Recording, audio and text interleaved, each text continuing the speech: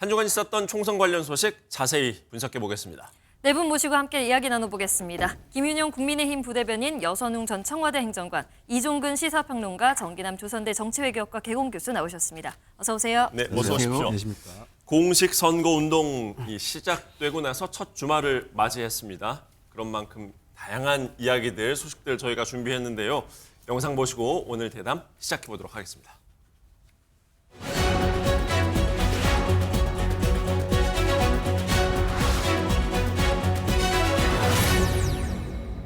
국민의힘이 민주당이 뭐 어쩌고 저쩌고 이런 소리 하면서 살려달라고 절을 하기 시작했습니다. 그들의 읍소 작전 절대로 속지 마십시오. 범죄자들 앞에서 기죽을 이유가 전혀 없습니다. 여러분, 저희가 여러분의 맨 앞에서 여러분을 위해서 싸울 겁니다. 그리고 이길 겁니다. 네, 공식 선거 운동 기간이 돌입하고 첫 주말입니다. 여야 지도부 모두 지금 아주 토요일 그리고 오늘 이어서 아주 바쁘게 다니고 있는데요. 먼저 오늘 대담 시작하면서 현 시점에서 여야 판세 총평 한 말씀씩 듣고 시작을 해볼까요? 먼저 정기남 교수님. 글쎄요, 뭐 조심스럽습니다만 D-10 네.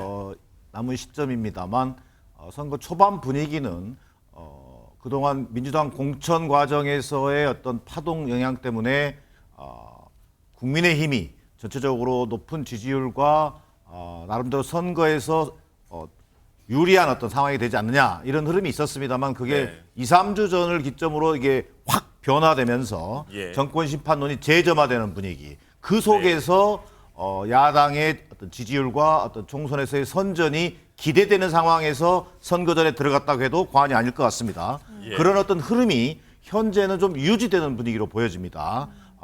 선거 막판까지 10일 남았습니다만 심지어 민주당에서는 뭐 과반론, 더 나아가 범야권 200석 론이 나오는가 하면 네. 또 국민의힘 내부에서는 이러다가는 100석 이하로 참패하는 거 아니냐 이런 또 위기감도 고조되는 상황입니다. 이것이 그대로 간다기보다는 지금 흐름 속에서는 자칫 위기론이 보수층을 결집시키고 또 과반론이 오히려 또 지지층을 이완시키는 그런 효과가 나타날 수 있는 상황이라는 것을 감안할 때 예. 현재의 흐름은 야당의 어떤 우세 흐름입니다만 아직 예단하기 어려운 시점이다. 그리고 남아있는 의대 증원 이슈라든지 또 투표율이라든지 예. 또 마지막 막말 파동이라든지 이런 중요한 변수들이 어떻게 작동하느냐에 네. 따라서 선거 승패가 결론되어질 걸로 예상해 볼 수 있겠습니다. 예, 이종근 평론가님. 네, 인물 구도 바람이라고 보통 선거의 3요소를 이야기하지 않습니까? 인물은 공천 과정에서 사실상 국민의힘이 민주당보다는 조금 좋은 점수를 얻었던 것 같아요. 뭐 완전히 좋은 인물들을 많이 구성했다라기보다는 워낙에 공천 학살이라고 표현되는 뭐 비명횡사 이런 말들이 민주당에 악재로 작용했기 때문에 반사적으로 상당히 국민의힘이 좀 괜찮다 이런 어떤 지경이었다가 갑자기 구도로 바뀝니다. 구도로 예. 바뀌면서 정권 심판론이 확 또 불이 붙은 어떤 상황이었어요. 이제는 바람으로 저는 변하고 있습니다. 네. 인물과 구도에서 1대1이었다면 바람을 누가 형성하느냐. 바람은 주로 벨트에서 형성이 됩니다. 뭐 무슨 벨트가 네. 사실 바람을 뜻하는 것이거든요. 그런데 여기에 저는 민주당이 좀 악재가 생겼어요. 지금 가장 선거에서 나쁜 것이 아빠 찬스라는 부분, 네. 뭐 부동산 투기, 뭐 이런 부분들이 사실 한두 후보가 아니라 굉장히 좀 겹쳐지고 있거든요. 네. 이 겹쳐지는 부분들이 도리어 상대적으로 부동산과 관련된 이슈들, 뭐 예를 들어서 한강 벨트는 주로 종부세 벨트라고 하지 않습니까? 이런 네. 것과 연결이 되면서 1대1에서 상당히 지금 마지막 10일 동안을 어떻게 누가 더 선점할 것이냐 여기에 달려 있다고 봅니다. 정권 심판론이 거세게 일다가 다시 뭔가 조금 여당의 변화의 회복하는 흐름이 분이 보이고 있는 그 시점입니다. 가능성도 있다. 이제 이 지적을 주셨어요. 여선웅 전 행정관님. 저는 다시 원점이 됐다 이렇게 봅니다. 뭐 한 1, 2주 전까지만 해도 야권 민주당 약간 우세 전망으로 했었는데 네.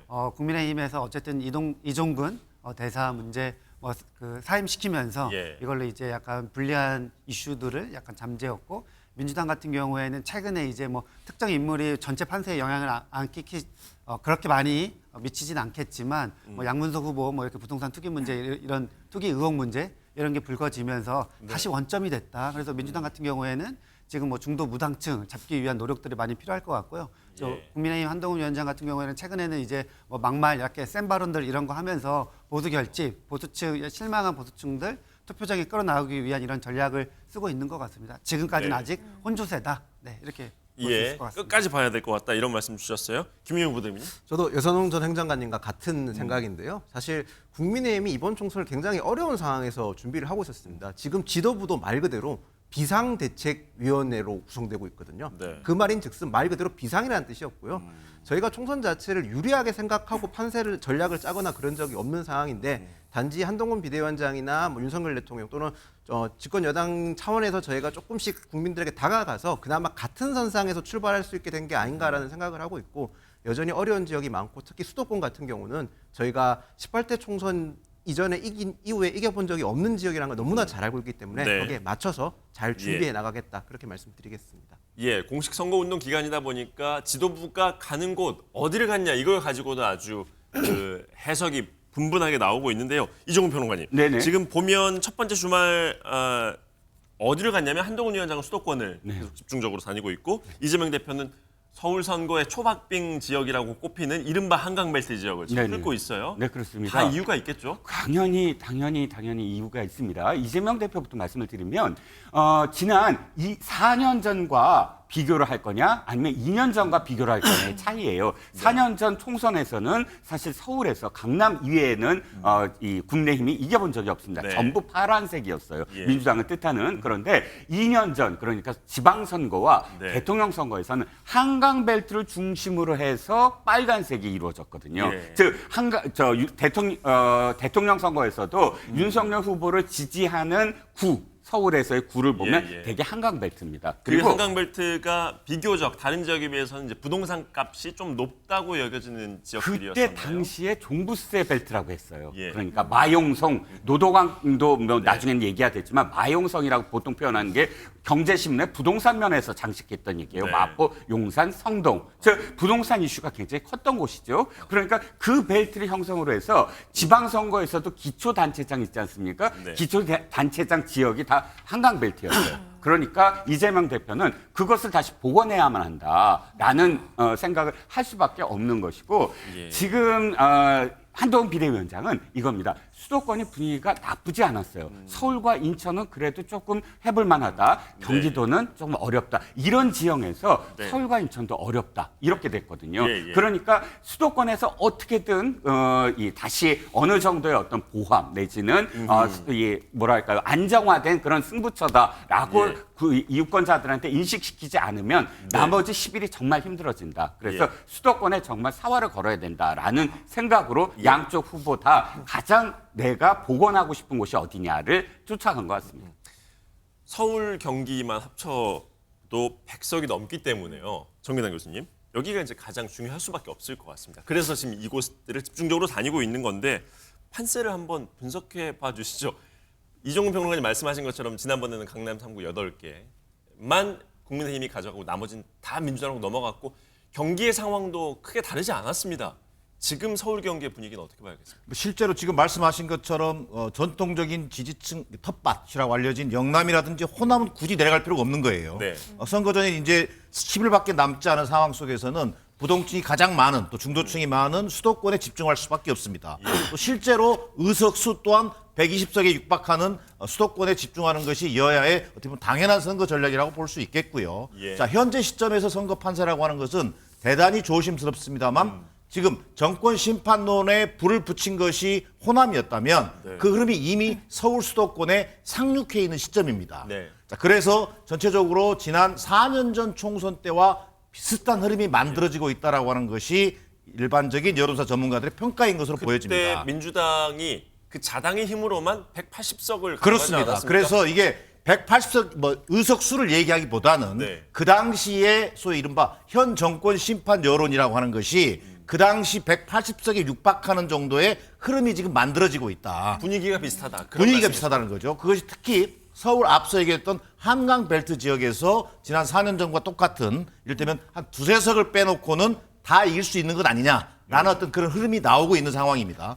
그리고 또 수도권 경기 인천 같은 경우도 지금 여당 입장에서는 상당히 후보 인물 경쟁력에서 뒤처지지만 전체적인 이 흐름이 서울의 여론이 수도권으로 확산되면서 소위 이른바 정권 심판론이 다시 점화되고 또 고물가 또 이종섭 전 대사 논란 의정 갈등에 있어서의 어떤 조정력을 보여주지 못하고 있는 여당에 대한 어떤 비판적 여론 이런 것들이 맞물리면서 전체적으로 서울 수도권 선거가 여당 입장에서는 상당히 어려워지는 국면이고 그것이 곧 한동훈 위원장 입장에서는 또 수도권에 집중할 수밖에 없는 그런 어떤 현상으로 빚어지고 있다 이렇게 말씀드릴 수 있겠습니다. 어제 유세 현장에서 한동훈 비대위원장이 사흘 연속 서울 경기 지역을 다니면서 흐름이 바뀌고 분위기가 바뀌고 있다라고 언급을 했거든요. 정말 분위기가 바뀌고 있는 게 맞나요? 그러니까 예전에는 보통 이제 어떤 특정 사안이나 이슈가 발생했을 때 여론에 반영되는 시점 자체가 네. 보통 일주일 정도 소요된다고 그랬었거든요. 네. 근데 최근에는 이 여론에 반영되는 시기가 주기가 굉장히 빨라졌습니다. 최근에 민주당에서 발생한 여러 악재들이나 위선적인 모습 자체가 여론에 조금씩 반영되는 게 현장 유세에서 느껴지신다고 하시더라고요. 사실 정치인들이 현장 유세에서 제일 무서운 거는 무반응이고 그다음 안 좋은 게 비난이나 비판이고 가장 좋은 게 옹호나 환호를 해주시는 건데 네네. 지금 국민의힘 유세 현장은 비판과 옹호 그 사이에 좀 있다고 보면 될 것 같습니다. 예, 여선웅 전 행정관님께서는 어떻게? 네, 지금 최근에 뭐 민주당 그리고 국민의힘 이제 각 진영의 대열이 약간 정비가 된 것 같아요. 네. 그런데 한동훈 비대위원장의 최근 뭐 어제 오늘 그리고 이제 뭐 좀 발언들을 보면은 굉장히 센 발언들이 많이 나오잖아요. 근데 이것만 보면은 약간 조급함이 묻어나 있지 않나 이런 생각을 가지고 있고 저희가 이제 뭐 판세 분석을 할 때 뭐 지난 총선 가지고 이제 민주당이 약간 대승할 거다. 안에서도 이미 이제 이재명 대표가 우리의 목표는 151석이다. 그런 어떻게 보면은 수치로 굉장히 낮은 수치로 네. 이렇게 이제 약간 겸손한 모드 약간 뭐 어떻게 또 저쪽에서는 뭐 부자 약간 뭐 엄살이다, 뭐 몸살이기다 이런 비판도 있지만 실제로는 분위기가 저는 그렇게 확 이제 달라졌을까 약간 이런 생각을 가지고 있습니다. 뭐 예. 바로 최근의 선거였던 뭐 대통령 선거, 지방선거도 민주당이 대패했거든요. 사실은 그래서 민주당이 지금 뭐 약간의 뭐 우세한 뭐 그러한 분위기가 있다고 해서 절대 안심하면 안 된다. 저는 이런 말씀을 계속 드려야 되지 않을까 싶습니다. 예. 유세 관련해서 조금 더 이야기를 이어가 보죠. 유승민 전 의원 모습을 드러내긴 했습니다만 국민의힘 쪽에서의 공식적인 요청은 없었고 개별적인 지원 유세를 지금 다니고 있습니다. 이게 이제 이종훈 평론가님. 네네. 민주당이 이제 김부겸 그리고 이해찬 전 대표 공동선대위원장으로 딱 앉히면서 뭔가 원팀이 되고 있는 거랑은 다른 모습인데 이거는 어떻게 봐야겠습니까? 이건 한동훈 위원장 같은 경우에는 사실은 기존의 그런 여의도 화법 이런 거에서 좀 벗어나겠다라고 했기 때문에 뭐 이 색을 떠나서 개파를 떠나서 모두 다 좀 끌어안지 않겠냐 이런 일부의 전망도 있었거든요. 네, 아마 여러 가지 어떤 그 상황을 고민을 했을 겁니다. 그런데 한동훈 비대위원장의 지금 한 3개월 정도의 정치 행보나 혹은 리더십을 보면 학습 효과가 있는 것 같아요.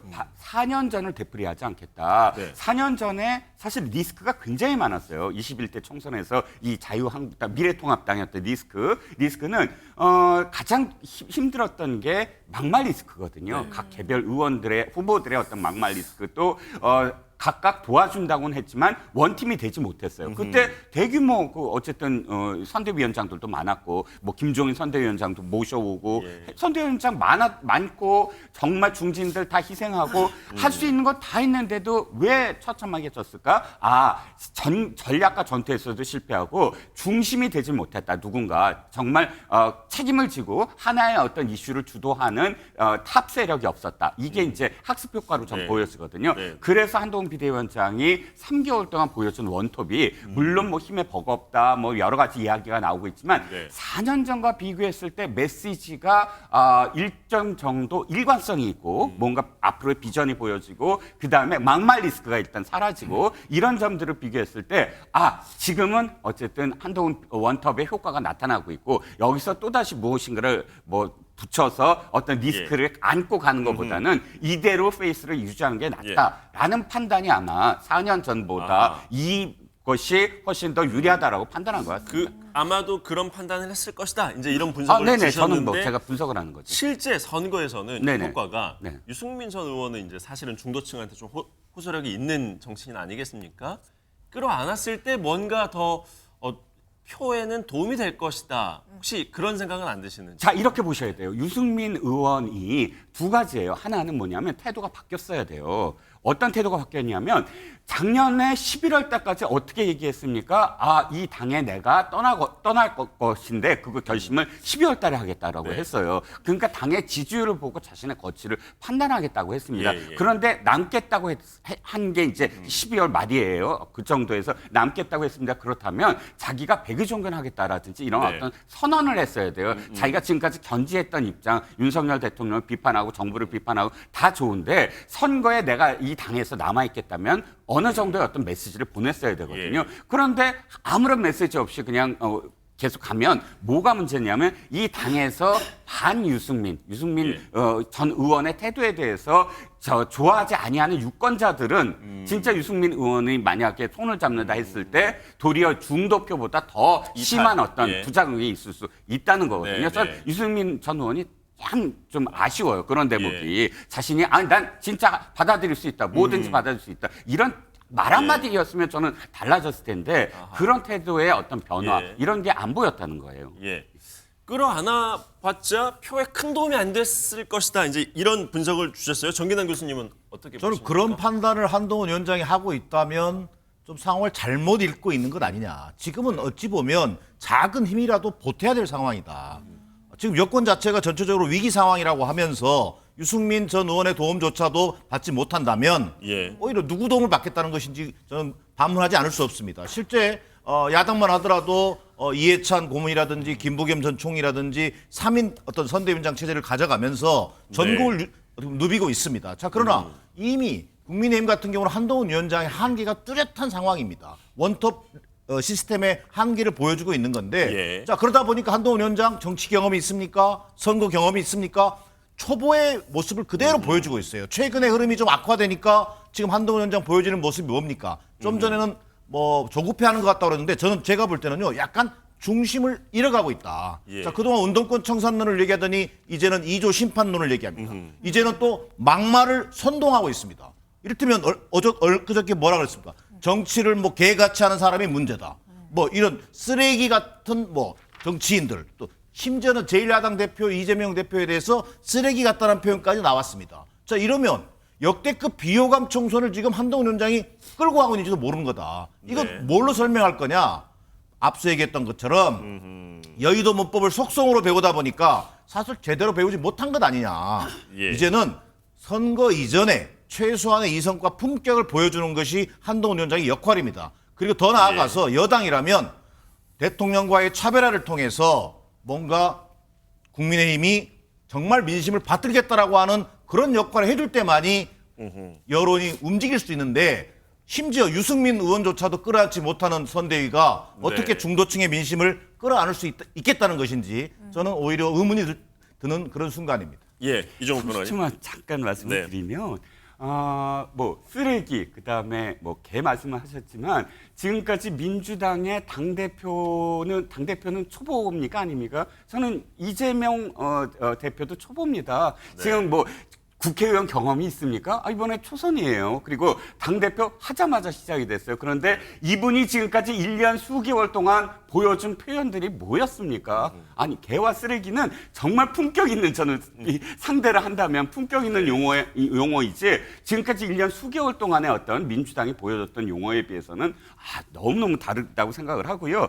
여당과 차별화를 지적을 하셨지만 짧게 하겠습니다. 가장 차별화를 보여줬던 게 열린우리당 시절에 여권의 정동영 열린우리당 의장이었습니다. 당시 노무현 대통령한테 차별화를 보여줬죠. 청와대 뛰쳐들어가서 당신 말이야, 당신이라고 안 그랬죠. 대통령이 탈당해야 된다라고 고함을 질러대고 이병환 비서실장이 그때 뭐라고 그랬습니까? 살모사 정치한다 그러고 자, 차별화를 해서 어떻게 됐죠? 500만 표를 정동영 의장이 줬습니다. 네. 여당 대표가 차별화를 해서 선거에서 이긴 적이 한 번이라도 있습니까? 아니요. 집권 여당의 대표는 보완하고 어떻게든 이 국정 운영이 제대로 되기 위한 그런 역할을 하는 게 당대표거든요. 예. 저는 수평적 관계에 하는 그런 그 민주당의 진영의 분들한테 아이고 그래서 차별화를 해서 500만 표를 지셨습니까? 라고 되묻고 싶습니다. 자, 차별화 이야기 나왔어요. 이종훈 평론가님 한 번 더 드렸으니까 우리 정근남 교수님한테 드리겠습니다. 좋습니다. 그러니까 지금 얘기되는 것은 앞서도 잠깐 언급했습니다만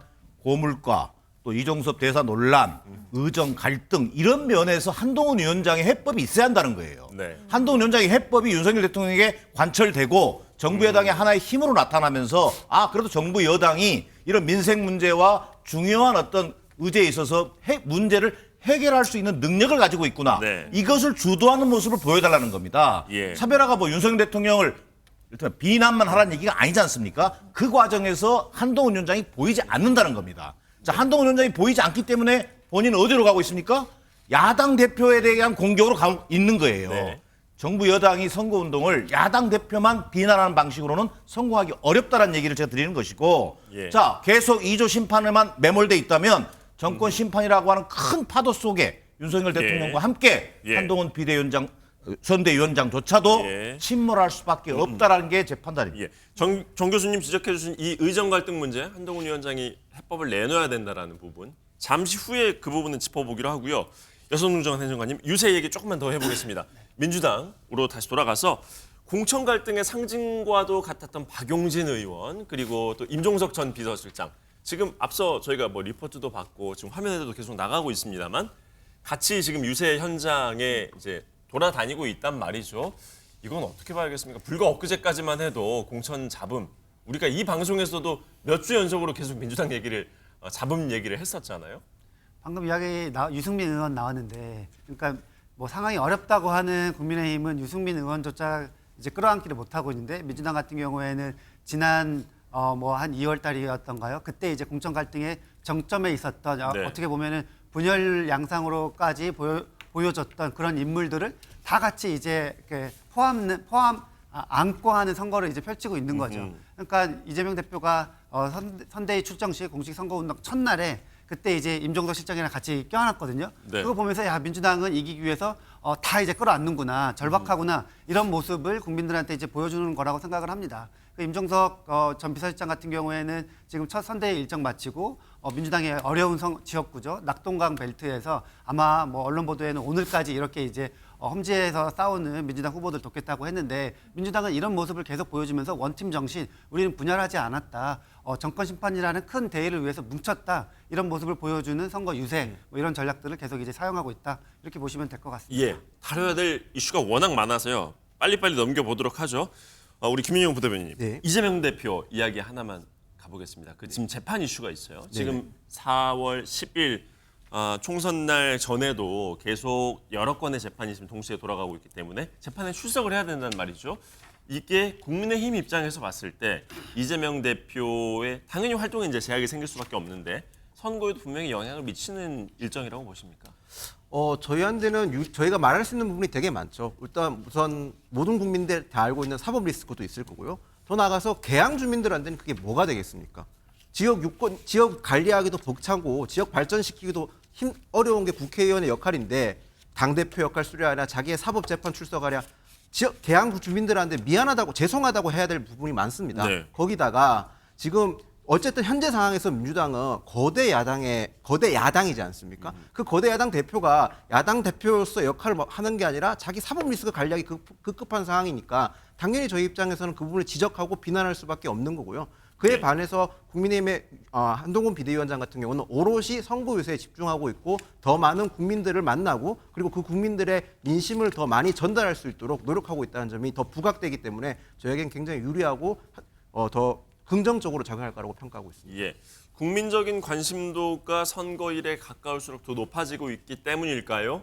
유세 현장은 더 뜨거워지고 있고, 그러다 보니 이 지도부 또 후보들의 발언 논란도 거세지고 있습니다. 영상 보고 오시죠. 지금 윤핵관이 사실상 매우 불리해진 것 같아요. 대통령부터 국회의원, 구청장, 시장까지 좀 비하해도 됩니다. 일꾼을 뽑아놨더니 일꾼이 자기가 무슨 주인, 지배자, 왕, 황제인 줄 알고 주인 머리 꼭대기에 앉아가지고 주인을 탄압하고 고통에 빠뜨리면 용서해서야 되겠습니까, 여러분? 김준혁과 이재명의 쓰레기 같은 말들, 그게 바로 그 사람들이 권력을 잡았을 때 여러분을 위해 군림하면서 머릿속에 넣고 정치로 구현할 철학인 겁니다. 민주당 쪽에서는 제가 막말을 했다고 하는데요. 그렇습니까?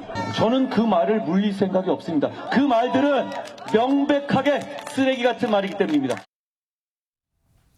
자, 워낙 뭐 유세 현장에서는 분위기도 달아오르고 하면은 뭐 그러다가 좀 막말도 나올 수도 있고 선을 넘는 발언이 나올 수도 있을 것 같은데 이종훈 평론가님. 네네. 그래도 예전보다 네. 요즘 선거로 올수록 더 이런 그 후보들의 발언이 문제가 되는 경우들이 좀 있는 것 같습니다. 그렇죠. 왜냐하면 예전과 다르게 SNS라는 게 생겼잖아요. SNS는 이 방송, 그리고 MBN 같은 어떤 방송이 있다고 치면 그것을 받아들이는데 시간이 굉장히 많이 걸려요. 동영상을 찍고 네. 그 뉴스로 시간에 찍어야 올려야 되고. 근데 SNS는 안 그래요. 바로 확산. 당장 예. 그냥 찍고 그 현장에서 바로 확산되면 빛의 속도로 확산이 됩니다. 그러면 그게 하나의 어떤 확대 재생산되고 재생산되면서 직접적으로 어쨌든 영향을 줄 수밖에 없거든요. 그러니까 그 워딩들이 어느 수위까지 가느냐 이게 굉장히 중요하긴 해요. 그러니까 영향을 주고 싶은데 이게 선을 넘어버리면 바로 악영향이 되거든요.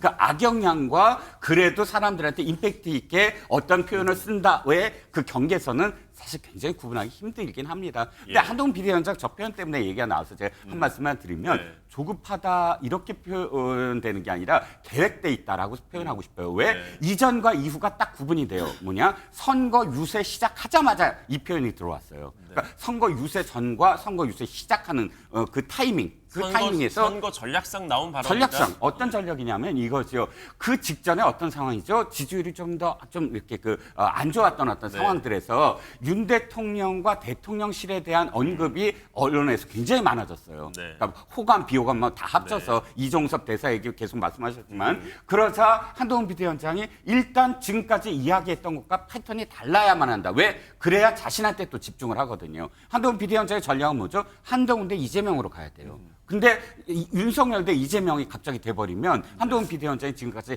해왔던 게 지금 먹혀지지가 않아요. 그러니까 어쨌든 개든 쓰레기든 얘기를 하고 그게 물론 뭐 비호감으로 들리실 분들이 있지만 그러면서 어쨌든 비판이 쏟아지고 하면서 자신을 중심으로 한 그런 구도가 다시 만들어졌거든요. 대단히 전략적이었다는 거죠. 예, 종기당 교수님. 이런 거친 발언을 하면 당연히 이제 인터넷상에서 기사도 더 많이 생산이 되고 사람들 사이에 더 많은 이야기가 되지 않습니까?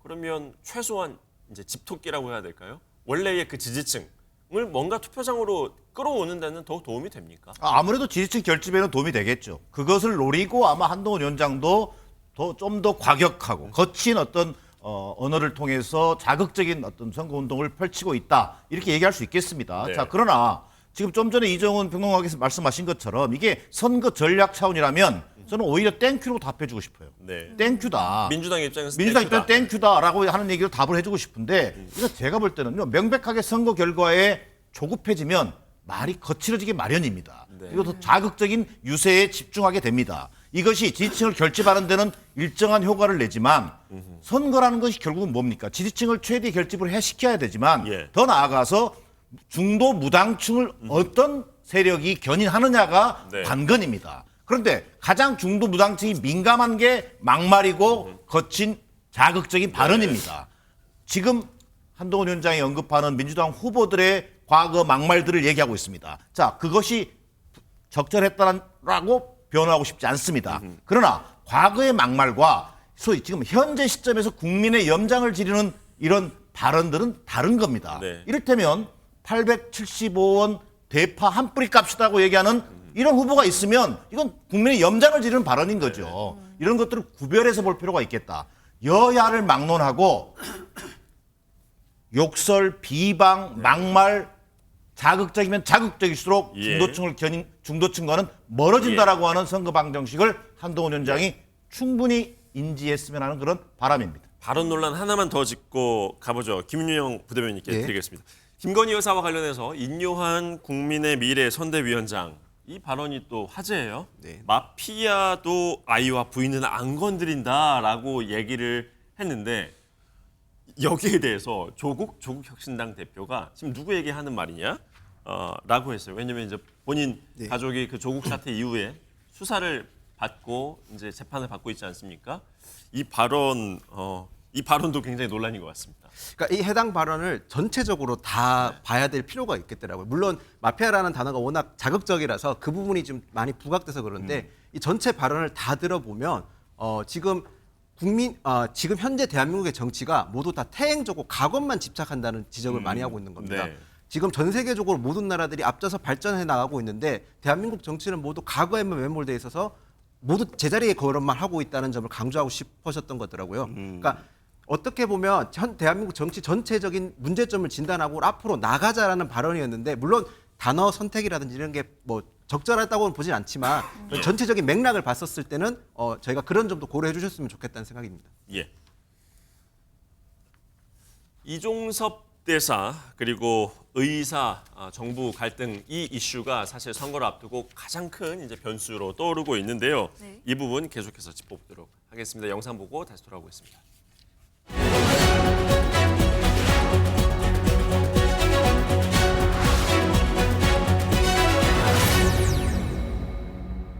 체류하는 기간 동안에 공수와 일정이 조율 잘 되어서 조사받을 수 있는 그런 기회가 있으면 좋겠다는 생각입니다. 대사님 혹시 언제까지 국내에 계실 예정이신가요? 공수처 조사 다 받고 나가실 예정이세요? 걱정하셨던 얘기들, 황사무석 문제라든가 이종석 그 대사의 문제라든가 그런 여러 가지 문제들 제가 나서서 해결하고 있지 않습니까? 저는 여러분들에게 반응하고 싶은 겁니다.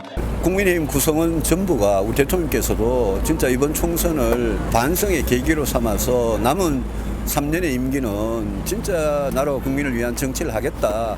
그런 마음이 좀 이렇게 전달이 될 수 있도록 저는 하는 게 제일 중요하다고 생각을 해서. 자, 여선웅 전 행정관님, 지금 이종섭 호주 대사 임명 25일 만에 이제 자진 사퇴로 마무리가 됐습니다. 그런데 이게 선거를 앞두고 있기 때문에 마무리가 아닌 거일 수 있어요. 선거에는 표심에는 계속 영향을 주고 있기 때문에 결국에 표 앞에 장사는 없다는 걸 보여줬다라고 봐야겠죠. 네, 뭐 국민이 그 원하는 그 방향으로 뭐 정권이나 권력이 이제 뭐 거스를 수 없다 이걸 보여준 것 같고 민주당 후보들은 그 점을 많이 부각을 하고 있습니다. 그런데 이제 이종석 대사 문제 같은 경우에는 사실은 처음부터 바로 그냥 기웃하지 말고 바로 해임을 시켰어야 되는데 즉각했어야 된다. 네, 즉각했어야 되는데 그 타이밍이 너무 길었어요. 그러니까 들어올 때부터도 작가님 회의 때문에 들어온다고 그런 거잖아요. 그러면은 다시 이제 뭐 호주로 돌아가게 되면은 또 다시 뭐 도주 대사, 렁정섭 뭐 이런 프레임이 다시 갇히는 거거든요. 네. 그렇기 때문에 이 문제를 빨리 끊었어야 되는데 너무 질질 끌다가 선거 국면이 아예 본격적으로 들어가고 나서 더 이상은 안 되겠다.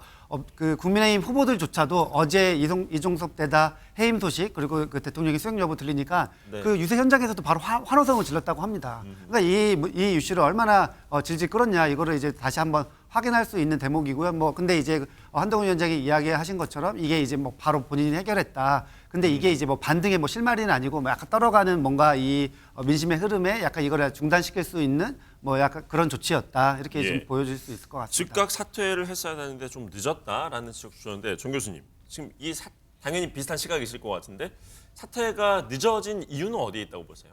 그건 윤석열 대통령의 오만함이죠.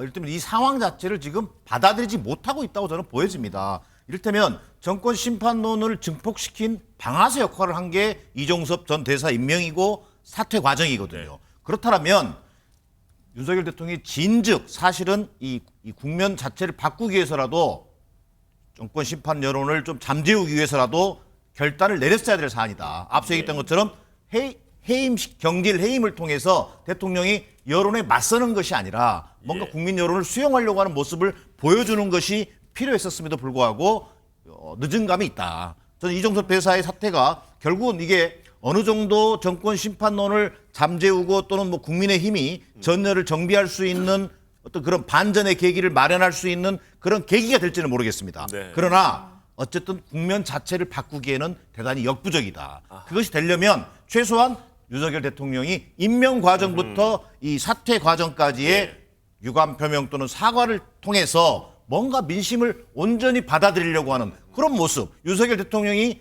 국정 운영에 있어서 어떤 변화된 모습을 보여주는 것만큼 효과적인 선거운동은 없다라고 하는 것이 제 판단입니다. 예, 그러니까 정권 심판론의 이 흐름을 바꾸기에는 좀 역부족이다. 그렇습니다. 지금 좀 뒤늦었기 때문에 이런 지적 주셨어요. 이종훈 평론가님은 네네. 어떻게 보십니까?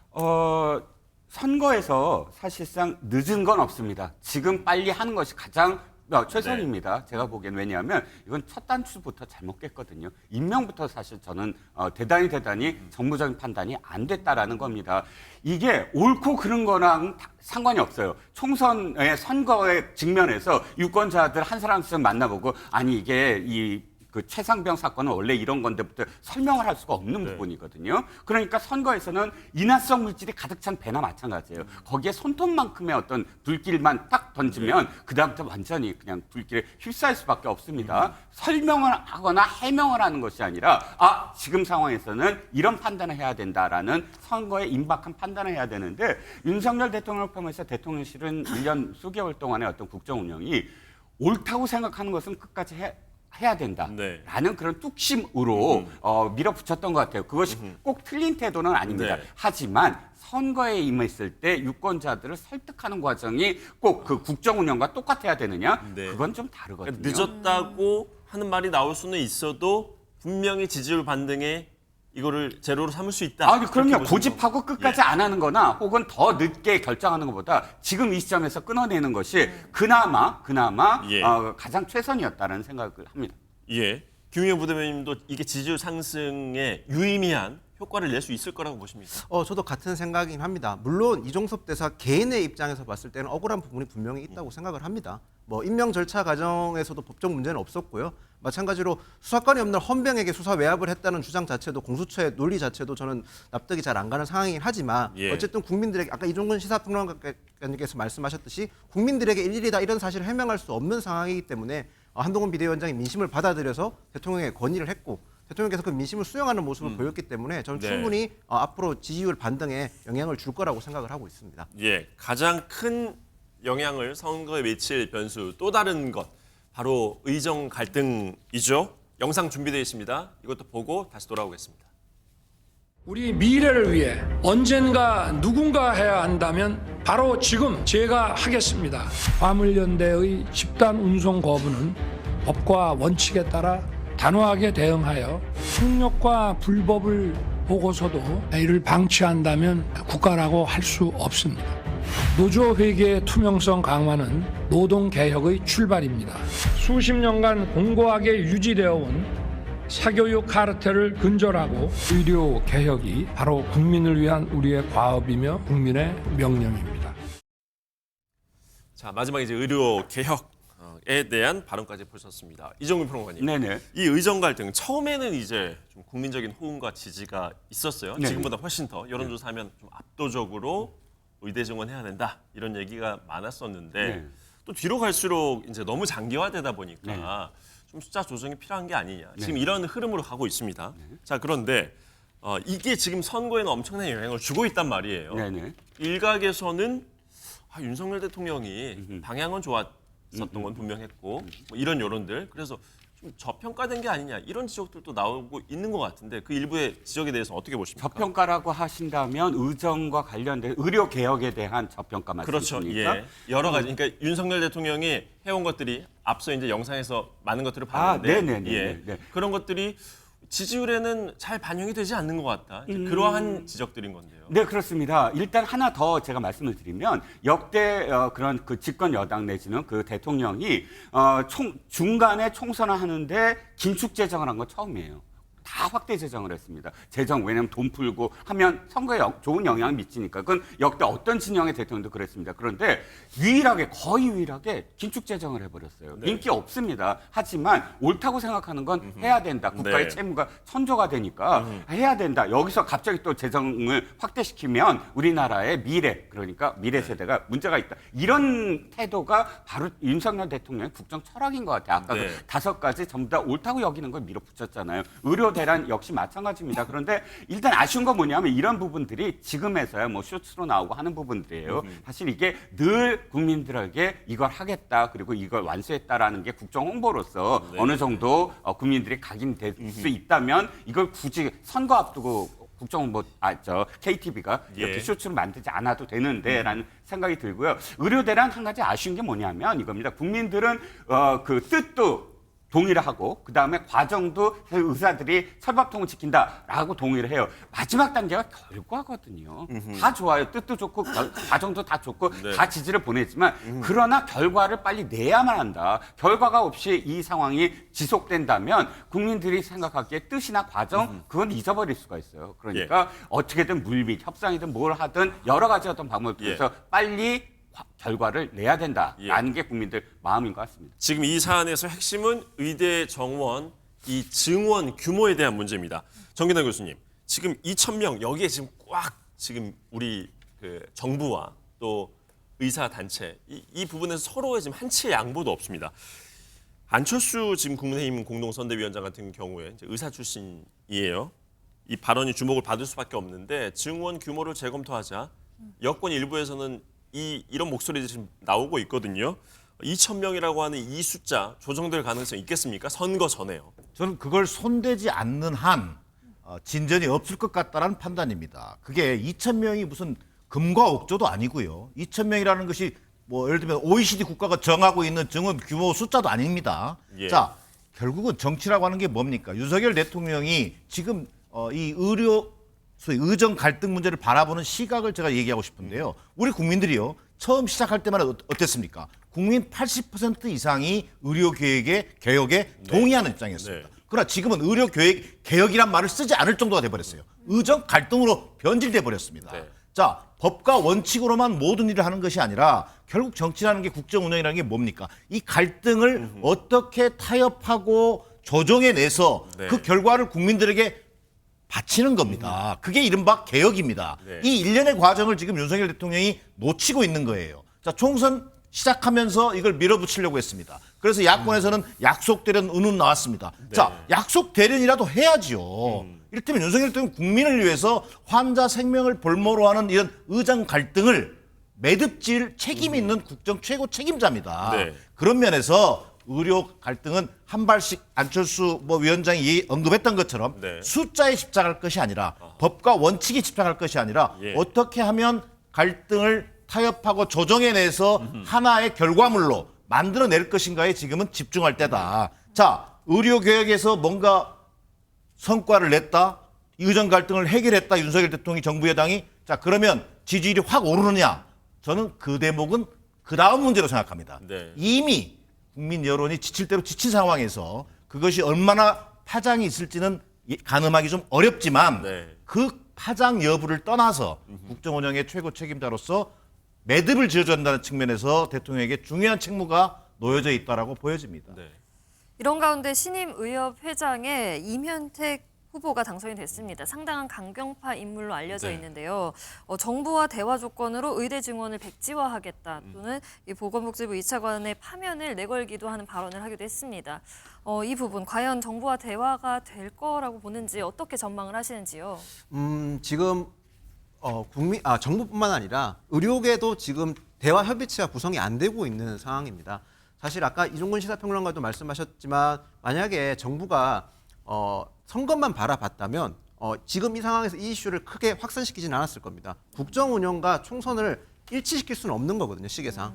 그렇기 때문에 그럼에도 불구하고 윤석열 대통령이 이 의사 증원을 하려는 이유는 그만큼 의료 개혁이 절실하다는 것도 반증하고 있는 거거든요.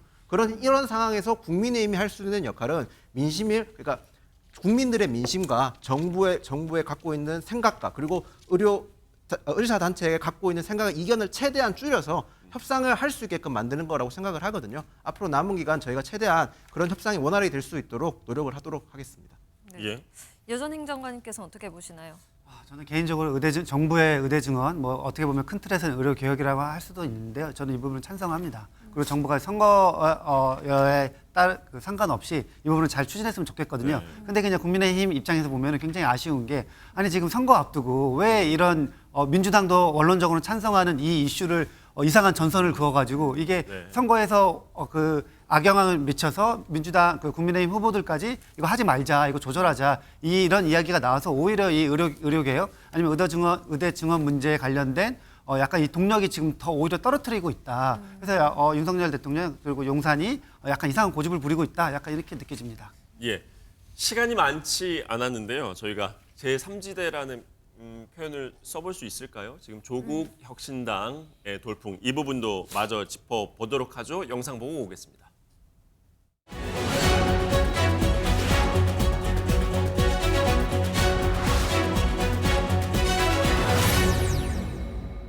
그러면 남편의 경우에 160건을 했으니까 160억을 벌었어야 되는 거죠. 전관으로. 예, 1억으로 하면. 이종근, 박은정 모두 대표적인 반윤 검사로 찍혀서 각종의 불이익을 받았는데 혜택을 받았다고 보이지 않습니다. 제가 아는 바로는 수임 계약서를 다 쓴 것 같고 저는 예전부터 이렇게 생각했습니다. 한 명한테 100억을 뜯어내는 것보다 100명, 1000명, 10,000명한테 100만 원씩 뜯어내는 게 훨씬 더 나쁜 범죄라고 말입니다. 다단계 범죄가 바로 그런 겁니다. 160억 아래니 괜찮다? 22억쯤 괜찮다? 수임 계약서 안 썼으니 괜찮다? 무슨 말입니까 도대체? 자, 조국 혁신당 후보 박은정 후보의 배우자 정관예우 논란이 일고 있습니다. 이종근 평론가님. 네. 뭐 마침 지금 성함이 똑같으세요. 아, 네. 배우자 이 논란의 배우자 이름이 이종근 변호사인데 네. 평론가님께 먼저 질문을 드려보죠. 네. 1조 원대 다단기 사기업체 대표에게 22억 원의 수임료를 받았다. 네네. 그런데 이게 이제 일반인들이 봤을 때는 굉장히 이제 큰 돈 아니겠습니까? 네. 그래서 이제 논란이 시작이 된 건데 네. 박은정 후보 같은 경우에는 이게 160건 정도를 남편이 수임을 했었기 때문에 네. 정관예우라고 하면 네. 한 건당 1억씩은 받아야 되는 게 아니냐. 네. 그러니까 정관예우가 아니다라고 반박을 했어요. 네. 어떻게 보십니까? 자, 160억 정도는 해야지 정관예우입니까?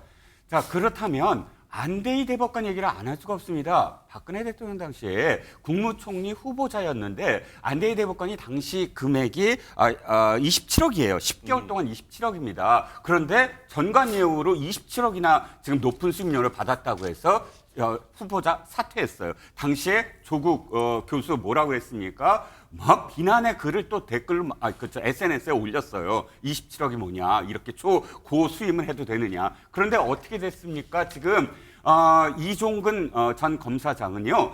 9개월간 41억을 번 겁니다. 따져보면 지금 이 박은정 후보가 얘기하는 대로 160억이 아니니까 안대희 후보자는 사퇴 안 했어도 돼요. 그다음에 황교안 대표 당시에 네. 17개월 근무하고 16억을 벌었다고 해서 청문회 때 엄청 비판을 받았습니다. 비난한 사람들이 민주당입니다. 그런데 이분도 그러면 160억이 안 되니까 아무것도 아니네요. 9개월간 40억 벌었다고 해서 이것이 정관예우가 아니다. 정관예우가 뭔지 다시 한번 개념을 해볼까요? 바로 이 1조 6천억 원이 넘는 그런 이 다단계 사기범에게 22억의 수임료, 법조계에서 22억이라고 한다면 어마어마한 겁니다. 그 22억의 수임료 받은 게 정당하다. 수임계를 써서 정당하다. 이것도 말이 안 되고요. 마지막 한 말씀을 드릴게요.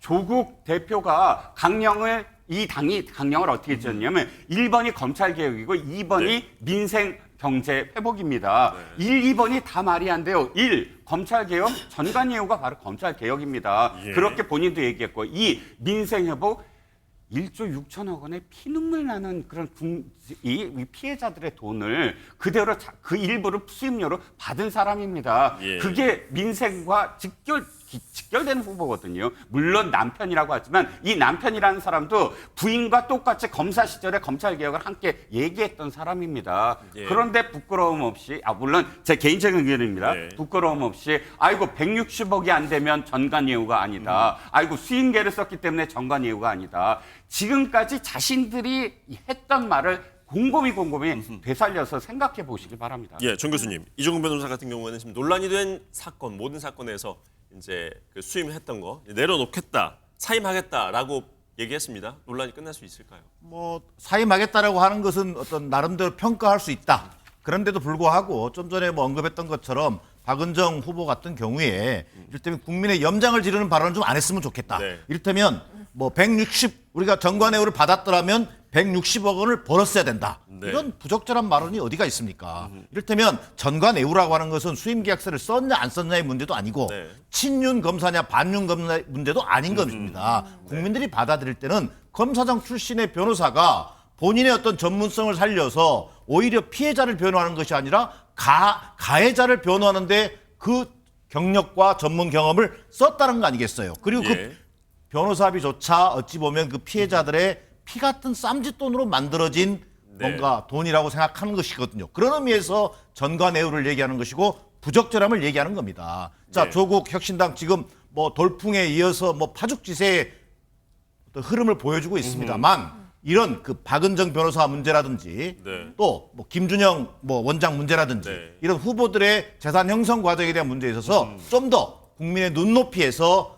반성할 건 반성하고 또 평가할 것은 평가하는 그런 모습을 보여주는 게 중요하다고 생각합니다. 조국 혁신당의 돌풍이 이어지고 있기 때문일까요? 한동훈 국민의힘 비대위원장은 요즘 선거 유세 현장에서 2조 심판론을 꺼내 들고 있어요. 이재명 조국 대표 심판론인데 이게 이제 정권 심판론에 맞서는 카드로 얘기를 하는 건데 이게 유세 현장에서 좀 효과가 있을까요? 실제 지지율에 도움이 될 거라고 보십니까? 제가 보기에는 크게 도움이 안 될 것 같아요. 그러니까 지금 국민의힘이 야당 심판 또 이재명 조국 심판하자고 하는데요. 지금 대한민국에서 가장 큰 권력자가 윤석열 대통령, 한동훈 위원장 아닙니까? 근데 이분들이 어떻게 보면 야당, 약자라고 할 수도 있는데요. 이분들을 심판한다. 이게 그렇게 약간 국민들한테 먹힐까? 이런 생각이 들고 또 하나는 저는 한동훈 비대위원장이 계속 이제 검사스럽다. 이게 검사 이미지만 계속 부각된다고 봐요. 한동훈 비대위원장이 지금 여당 대표로서 민생 어떻게 끌고 나가겠다. 대한민국 어떻게 발전시키겠다. 약간 이런 비전들을 보여줘야 되는데 본인이 가장 잘할 수 있는 이 사람 범죄자야. 이 사람 악당이야. 이 사람 내가 잡아넣겠어. 이 사람 내가 심판하겠어. 이런 이미지가 약간 국민들한테 볼 때는 약간 호소력이 없을 것 같다. 이렇게 생각됩니다. 예, 다루고 싶은 이야기가 더 있었습니다만 못 다룬 이야기는 다음 주에 계속 이어서 가보도록 하겠습니다. 오늘 대담은 여기서 마무리 짓도록 하겠습니다.